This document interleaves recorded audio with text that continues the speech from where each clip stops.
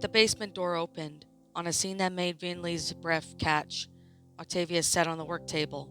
Many times before, Vinley had entered the room to find her sat at that table, hence bent down over some new competition or fixing bow. She had sat in that way, and she would never known of her own violation. Voron, who sat next to her, hind his legs idly, swinging like a colt on a playground. It had been one of his foreign legs thrown at Octavia's shoulders in a grotesque parody of the embrace, although it was equally clear as he was helping her stay up straight. "Ah, girls," he beamed. "So glad you're back. Octavia and I were just trying to get to know each other a little better. It was so boring while you were gone, so we had a nice little chat, didn't we, Octi?" "You didn't even get to shorten her name," Vinley thought reflectively. "You don't have that right." Octavia didn't reply. Her eyes were fixed on Vinley in an expression that made her stomach lurch. Vinley strove to find the right words to describe the weight of the mare friend's stare, made it all rational thought vanish when Celestia's name had Veron done to her while they had been gone. What else could he have put her through? No, that was kind of a bad avenue who had fought to wander down, the kind that filled with broken glass, muggers, and blood on the floor. You didn't even tell me that before. The last name was Philharmonica Vandilla. Voron cooned as he saw I saw one of those sheets of paper there. He gestured over to the torn threads of Octavia's compositions. It certainly added a new dimension to this whole situation. You are always one to be governed by your own emotions, my dear. Indeed, I think I understand why you left us. Guilt makes so much sense than falling in love with a mortal. He rolled his eyes. Oh no. Suddenly the word for Octavia's expression landed on her mind like a corpse falling off a cliff. Betrayal.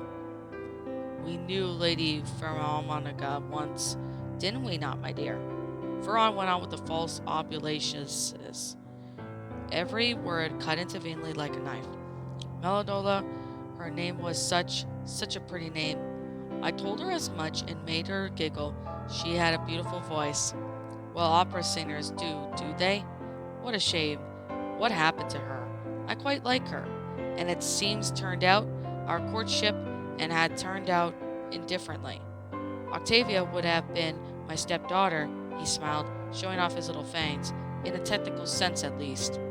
Color splashed across Vinley's mind, lurid snatches of the past, red spray on the wall, a broken body in a green dress, the pale orange of the cat's fur, a brown wooden door opening because she had forgotten to lock it wide, the purple mare's eyes, and the silvery sound abruptly ended scream.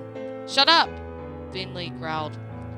"You never told her what happened to your mother, did you, Vendela?"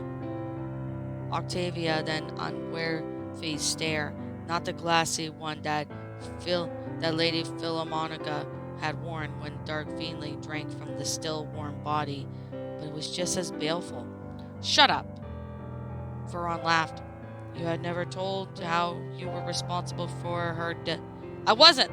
You killed her, not me!" "But you have been a good girl and done as Daddy told you to. And she wouldn't have to die. It is your fault, my dear, and you know it, or you would have told her not to be shouting at me, uncouthly now.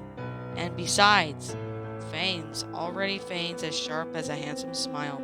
You drank her blood, not I. In all of our courtship, I have never supped from her. I kissed her, I danced with her, laughed with her, and made love to her. But only you drank her blood."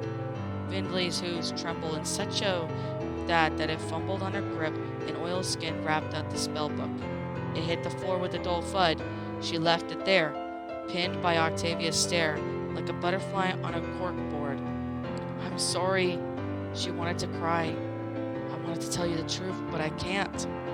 She remembered holding Octavia in bed after she had woken up from the nightmares of her mother. The murderer had been a very long news when it happened. Authorities found Medulla Philharmonica in the lake, bloated and half eaten by the fish by the time she was finally located. Indicus decided they thought she took her own life. Grief over her husband, coupled on the dwindling bank account as her concerts dried up, and motivation final fatal plunge off to Canterlot Waterfall.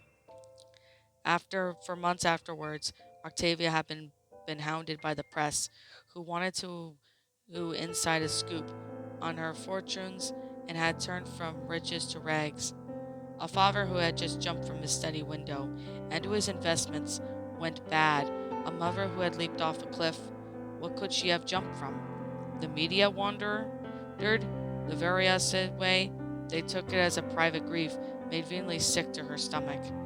Octavia had been pulled out of her expensive boarding school and sent to stay with the poor, untitled relatives who raised her on a diet of music and love that she wanted until she was old enough to play her own way of scholarship.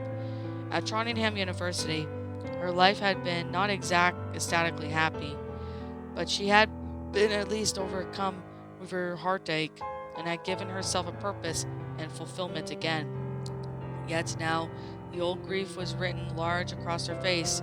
Vinley ached to hold her and carry away pain like she did with those nightmares, for her forelegs twitched and stayed where they were.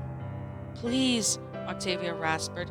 "He's a monster, I know, but tell me he's lying, Vinley.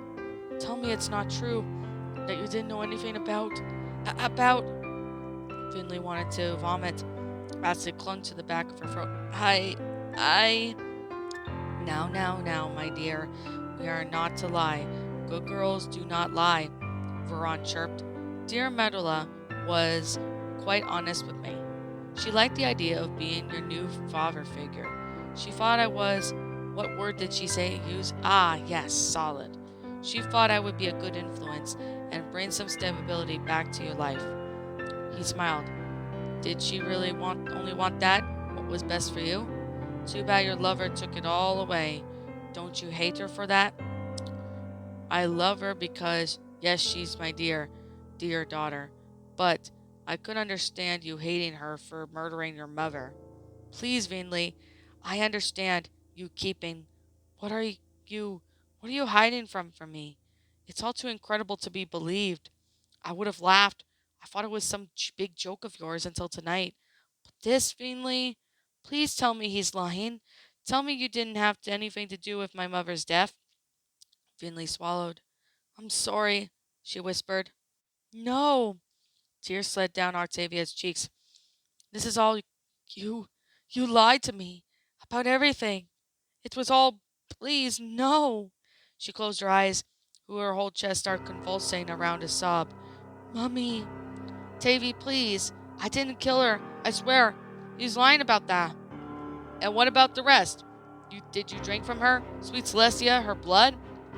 Tavy, you saw that I was like when we met. Don't you remember? I couldn't disobey him when he gave me the direct order. I couldn't. I remember I thought we had a connection, that you could confide in me to tell me what you been through. I thought you told me all your secrets about the things your family did to you. I thought I knew better than any pony else in the world. Octavia shut her eyes, but it turns out I don't know you at all. Veron threw back his head and laughed. Trouble in paradise, my dear. Mayhap you reconsidering your choice to give up your powers for the life of this mare? A mare who now hates you for what you did? He said, savoring every word.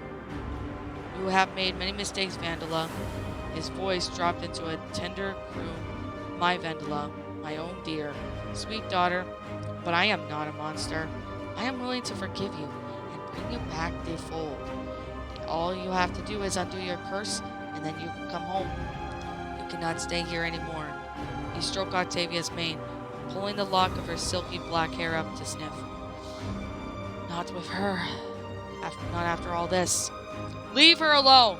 Vinley unwrapped the oleo skin with her swift movements. She's been through enough. I've put her through enough. She's been through enough, rather a lot, yes? Veron said pensively. Poor thing. So sad, so broken, she did not believe me when I informed her about her mother. She had faith in you. If only you were a good girl, my dear, none of this would have happened. Your fault. It's all your fault. An old voice from the back of Vinley's mind. It was her own voice, muffled by her own hooves, and at the memory itself curled into a bloody ball on the floor next to Lady Monica's body, and tried not to bring up the food, the blood she had drunk. Everything is your fault. You stupid, stupid. The book seemed to vibrate when her bare hoof touched it. Dark magic crackled on its edges, or so it seemed to Vinley. It was just ugly as it now as the day she took it from the antiques dealer in the Canterlot back streets a decade ago. First you let Tavia go, and then I will try to undo the curse. Try to? Veron didn't sound very happy at her wrong. I told you this wasn't a simple spell. It's lacerated curses. At this expression, she explained. I have cast the same curse lots of times with a slightly different wording, each casting light over on top the last to form. Well, it's like magical net to hold back my powers. Curses alone are rare and difficult to cast. Some ponies don't even think they even exist because they are so complicated that unicorns will completely stop using them centuries ago. It may take a long time for me to unable to do all, and Tavia needs medical attention now. Veron tilted his head to one side, considering her request. No, I don't think so. At first you undo the curse, and then I release her. You need to hold up all this before I fulfill my part, Vandala. Finley growled at their molars together. She knew the likelihood of him releasing Octavio after what he got was warned. Let her go first. No, and if you speak to me like that again, I will pluck out Miss Philharmonica's eyes. Now, you are told, Vandala. He ran through the fang on the side of Octavia's face, drawing a thin line across the red-haired spread out from the corner of the eye. I shall not use my hooves. If you take her eyes, can I have them? Vandala asked. I like the way they pop when you tuck them into your cheek and you bite them down. Vandala swallowed and opened the book. Professor Orchard's office was a hodgepodge-off place filled with knickknacks, wall hangings, and bookshelves. These were not enough to contain all the books she kept. However, it was normal to have to step over the great piles of them to get from door to door to her desk. A wind chime hanging from the curtain rail had been taped with glass, which made a bulge against the purposely drawn curtains. Gift from one of the philosophy students who has been into natural energies. Professor Orchard explained the first time she saw Vandala looking at. Lovely girl, had such a thing about trees and singing like a clogged drain pipe. It would be rude to throw it out. If that darn thing hadn't chiming down might drive me batty. You teach philosophy too? Vandala asked. I ain't no one-trick pony. I reckon no pony is. For no matter the cutie marks. Half of them just needed to realize that now, less gabbing and more studying. The tutorials were not more than Vandala could have hoped for. It could have hoped that she had a natural propensity for the magic. Professor Orchard refused to call it a talent, or whatever it was called. She helped Vandala made fragments of magic that she knew and could build on her own, strengthening her baseline knowledge until she just adapted to any unicorn who had attended magic school their whole lives. I ain't never seen any pony as quick as sturdy as you, V, Professor Orchard said at the side of the fourth season. Thank you. Vandala almost reverently placed her notes in the saddlebag. You're welcome. You have absorbed so much in the past month. I swear it's like you're a pony-shaped sponge. If a sponge could recall a pony philologist, forum of energy, dependence, and 12 decimal places off the top of the head, you must be doing nothing but read the practice and your magic at home. Vandala hesitated before replying. Something like that. I try to study as much as I can. Mostly in the trees on the warm nights, or whenever store was open all night. If it was raining, her hunts had been perfectly and quick. To allow her nights filled with learning, Veron was romancing with one after another, which each of Vandalum and Vindila had ample time to themselves, and this distraction meant that he was delving too deeply into what his daughters were up to. as long as they were not breaking his rules and brought him the blood he needed. The nights had spent hunting with her sister were the hardest. The extra freedom had arrived and allowed Vandalum's cruel, streak-free region, and she had decided to hunt alone more often than not. Vandala had not been there to stop it growing. She was shocked at the first time Vandalum took to her shady meadows. Our retirement home was so large and almost another village within Trondheim. She had unexpected Vandalum to slip in, bite her two old ponies while they were sleeping, and slip out again. Instead, Vandalum pinned down in the ancient mare in her bed, revealing her frightened, weak struggles before drinking from her. Because of where I bite him, the staff just think it's another case of an amelia, she explained as they dashed away through the night. Sometimes I listen at the window at the old farts trying to explain about a ghost filly in their room. It's hilarious. No pony believes them, of course, but it's just fun. Best they start crying. I have to stop myself from laughing in case if I fall off the roof. Why would you do that? Duh, because I can't keep my grip on when I'm holding my stomach. So why torture them then? Why get them to at least they're asleep? Because it's boring. Don't worry. I don't do this every night. I make sure there's no pattern so no pony can figure out the ghost filly is real. I won't jeopardize our stay in Trottingham. Like it here, don't you? Yes, Vandal agreed. I do. I have never seen Daddy so satisfied. The mares he's practically falling over each other to court him. I hope we get to stay here for months and months and months. Me too. Months would mean more tutorials and more evening classes. It was fragile, but Vandala had actual happiness budding inside of her at the prospect. Her thoughts were cut short by Professor Orchard's question. V, you've been coming here for a month now. You know that I'm a pony who notices things. I've been noticing certain things about you. Certain tells. She spoke slowly, almost hesitantly, in a tone Vandala had heard from her before. Tells? Cold washed over Vandala? Had she gone something slip? Come to a tutorial in the blood on her lips, perhaps? She had always cleaned herself so thoroughly after feeding. Something else, then? Had Professor Orchard guessed her true nature? In adversity? She took a step backwards towards the door. Don't you go bolting at me now. Professor Orchard leaned forward to a swivel chair in a creaked with age. V, level with me, please. I have been accommodating. I think you'll agree. Swallowing down the lump in her throat, Vandala nodded. You mentioned your father a few times. Is he... She seemed to be close to words carefully. Does he hurt you? Well, what? You're scared of him? She didn't say a question, but as a fact, it ain't clear that it's a rather large say in how you've been living your life. That was much obvious from the first time I first talked to you. But since then it's become clearer and clearer that this old mare that seems to have more than just an overprotective daddy. Vandala's breathing quickened. I'm concerned about you. V, is your mother... My mother's dead, she blurted. Professor Orchard blinked. Oh, she blinked several times before asking, do you have any other family? No, yes, no, She could run. She could run and never come back, but Professor Orchard was watching her with such concern and already had been so kind. I have a younger sister. Does your father hurt her? Slowly, Vandala shook her head. He doesn't need to. She does as she's told. She closed her eyes. She's a lot like him, more than me. I see. She couldn't see. She couldn't possibly see. I need to go now. V, wait! Professor Orchard did not reach out to stop her. She didn't even raise her voice, yet something in her tone made Vandala stay. Please, I'm not here to judge you. I want to help you if I can. No pony can help me. She shook her head.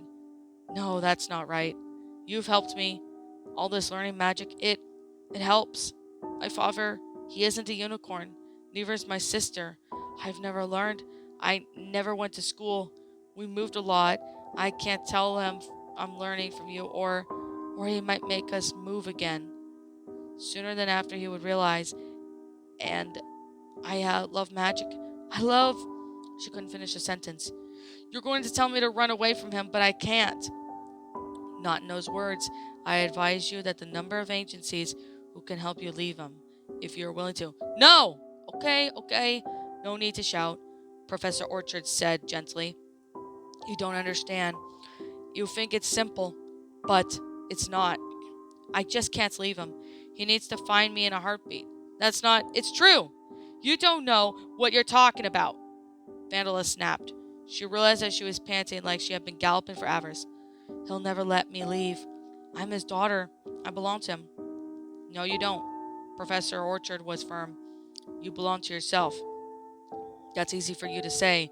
You don't know what my life is like. I might do. The older man leaned back, pressing her foreheads together beneath her chin. I grew up in a farm what affectionately be called the middle of nowhere. Things were tough, but my pappy was a stallion who didn't give up once he set his mind into something. That's how he caught my mama's eye, even though she was a unicorn and he was an earth pony with little coin to his name. She was loyal to her husband, went against her family's wishes to marrying him and stayed out there.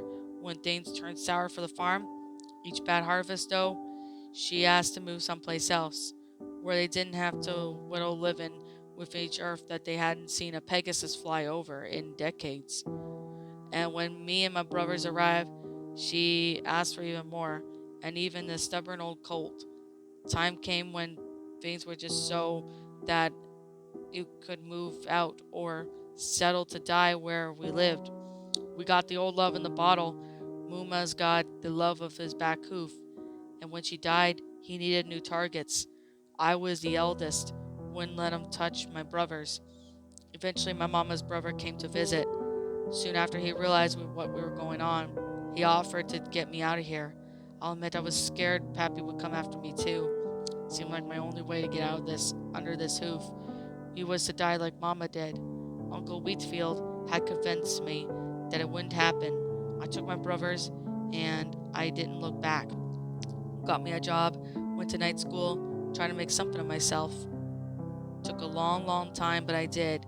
She fixed the soft eyes on Vendela. It can be done, V. It requires help, but it can be done, and you don't gotta live in fear for your entire life. Vandela's eyes felt soft, hot, and pricky. She was rooted to this spot. So I guess maybe, I don't know, I know what you're feeling right now, at least a little bit, Professor Orchard went on. Vandela opened her mouth to reply, but nothing came out. V? She shook her head. I have to go. Professor Orchard looked sad. All right, when will you be back? Like I said, I want to help, but if you're not ready, I can wait. I'll see you at class this week.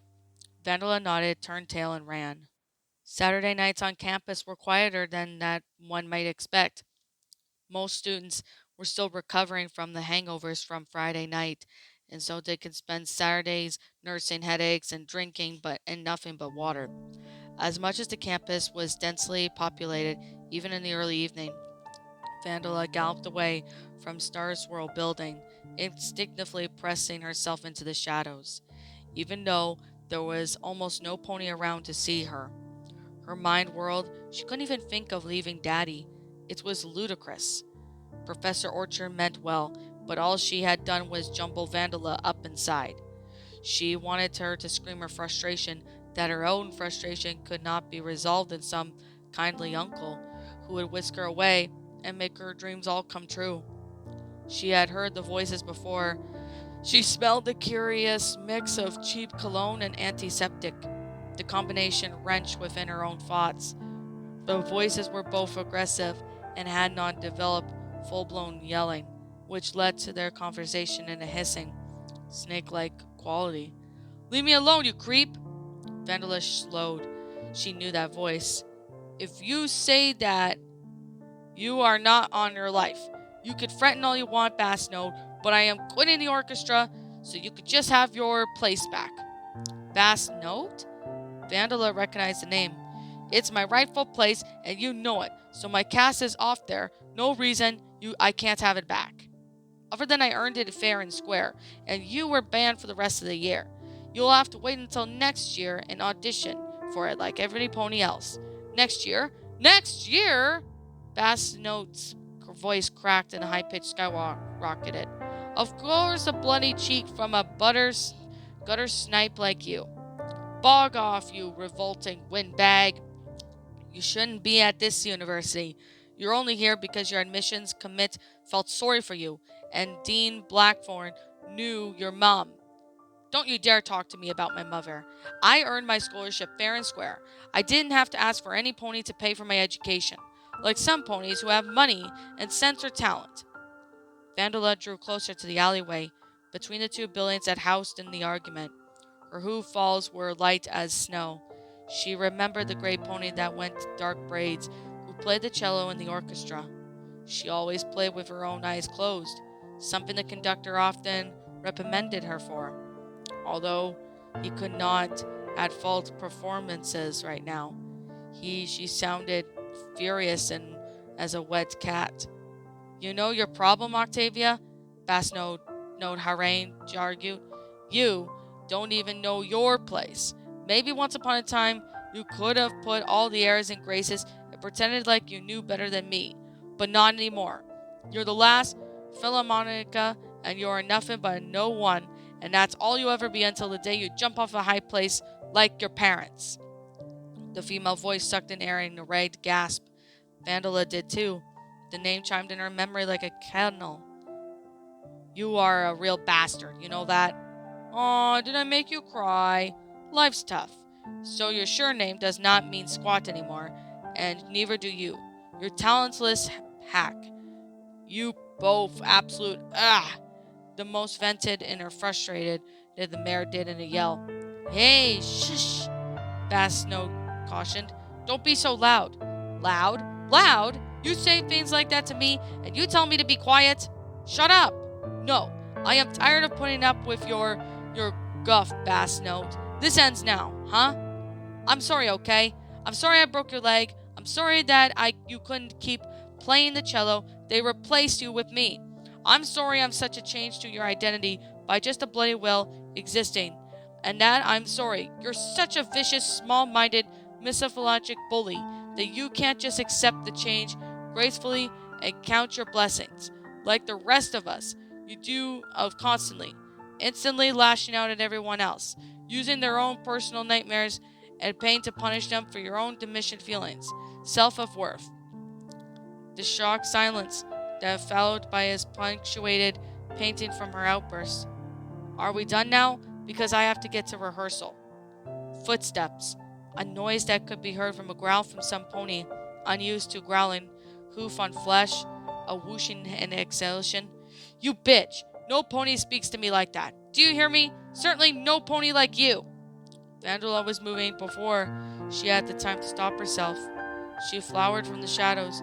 To untrained observer, it may have seemed like a headlong rush, but another hunter would have admired the economy of movement. Basno didn't even know what hit him. He had met the ground with a meaty thump. Only then she did come back to herself and turn around. She knew who she can see. The pretty gray cellist sat slumped against the wall, unconscious. Blood ran down the side of her head. A patch of red on the wall signaled of what happened. The smell of blood whirled in the air, and a powerful headly Vandila felt the pressure of her fangs lengthening and the familiar pulsing sensation behind her eyes. It would be so easy to bend and drink from both of them. They were both out cold, and they would never know. She shook the thought away and trampled down to her blood lost, ignoring Bassnote as she scooped the gray mare into her back and took off at a gallop back the way she had came. Professor Orchard opened her office door. She had saddlebags on her back and a key in a bundle of telekinesis. Beside her, she clearly was about to leave. V, what's the... Sweet Celestia! Please help, Vandala begged. I don't know where else to go. What happened? Some stallion called Basno kicked her into a brick wall. Professor Orchard's expression grew hard. You shouldn't have moved her, but it's a little late for that. Lay her on the couch and I'll fetch a doctor. She ran down the hallway before Vandala could protest. The couch wasn't really built for comfort. There were no cushions. So instead, Vandala bundled up into a shawl that she had found on the back of a chair and put it under the gray mare's head. No, she wasn't called the Gray Mare. Basno called her Octavia. Now that's how she knew. Vandala could see the resemblance of Lady Femonica, just clearly fine, their bone structure and gray coat. The stain of blood from her soaked and looked obscurely familiar too. Vandala reached out to wipe it away, only succeeded in smearing it further. Damn it! She paused. Was that her voice? It sounded odd, like she was about to cry. Come to think of it, her eyes felt tingy. Had she assumed that it was from blood loss that had been given to that Professor Orchard that hadn't run screaming? She knew that she hadn't gone full red. A bulb of water popped off her nose. Damn it, damn it, damn it! Vandala wiped loud hastily off her face, making a pinkish mash on her blood on her hoof, mixed with the tears on her cheek. Damn it! What? She stiffened. Huh? The large purple eyes fluttered open and stared groggily around. Where am I? Vandala sniffled and cleared her throat to clear the thickness. Don't get up. You had an accident. She settled on your head. Just you hit your head. You're in Professor Orchard's office. I'm where? Despite the introduction, Octavia tried to lift herself upright, but fell back with a groan. My head. It feels like it's going to explode. How did I get here? I brought you here. I was passing by when you got hurt. Octavia's eyes snapped open from the pain scrunch. Bass note. He's not important right now. He kicked me. He kicked me when I wasn't looking. She clutched her side. I think maybe broke a rib. Sweet Celestia, this hurts. Lay still. I know. You're that mare who always stays behind after Professor Orchard's evening class. Yes. I don't know your name. Oh, Celestia, this hurts so much. My name isn't important. You might just lay here until the doctor gets here. As if on cue, the door opened and Professor Orchard ushered a blue stallion carrying a medical bag. Vandala stepped aside, allowing him access. Professor Orchard departed once more to give the campus security boss Basno's description, although she knew she was expected to stay. Vandala slipped out after a while. Both Octavia and the doctor were occupied. She blended into the shadows like she was part of them, flowing along the rooftops and clinging impossibly to the buildings until she reached a spot where she had left Basno. He was gone, but the evidence of his departure lingered. She took a moment to separate the freshest scents, discarding her own and Octavia's. Tracking him was a fool's play. He was limping and along the pathway towards the halls of the residence, making its show process and favoring with one hind leg. The sight of him made something flare inside. It burned hot, spiraling outwards towards her veins. She let the change take her, veins intended for her the lower lip. Her eyes pricked at the whites darkened, and iridescent white glow blossomed around her pupils. Strength flowed within her muscles beyond what she already opposed. Her mane had already begun to drift upwards as she caught a draught from her invisible air vent. She caught the sight of herself before in the glass mirrors of the surface of the water. She knew how eerie she looked when she went full red. Basno did not scream when he darted past fast, so he was barely a blur. The intent was to make him think he had tripped and head-butted against the wall he was running aside, but he dragged his limp form to a tree. She did not drink him dry, but sucked him through the blood that he would have been more woozy and confirmed when he awoke. Then she had draped him over the branch, closed the forelegs so it had been recently in a cast, positioned it in across the fork in the tree's limbs. In slumber he looked a lot younger. It was funny thing, since she had often noticed the ponies at even rest. Even Venolum's face took a full, more innocent quality where she slept. Vandala had ever seen Voron sleep. She wondered whenever he looked young and innocent too. She brought her hoof down on Basno's foreleg. It snapped, bone bursting out through flesh, snapping sinew and muscle where the hoof had carried off its arc became a red mass. A chunk of meat flopped freely, completely, slopping into the ground below. Basno stared in pain, bringing him half out, half unconscious. It would hurt far more when he came around properly. But for now, he would have only had the vague recollections and impressions of what was going on. His wordless noises became a wail as Vandala pushed him out of the tree. She didn't care if he broke more bones when he struck the floor. The fall would not kill him. His leg was ruined, and he would never play cello again. She vanished into the growing of the night.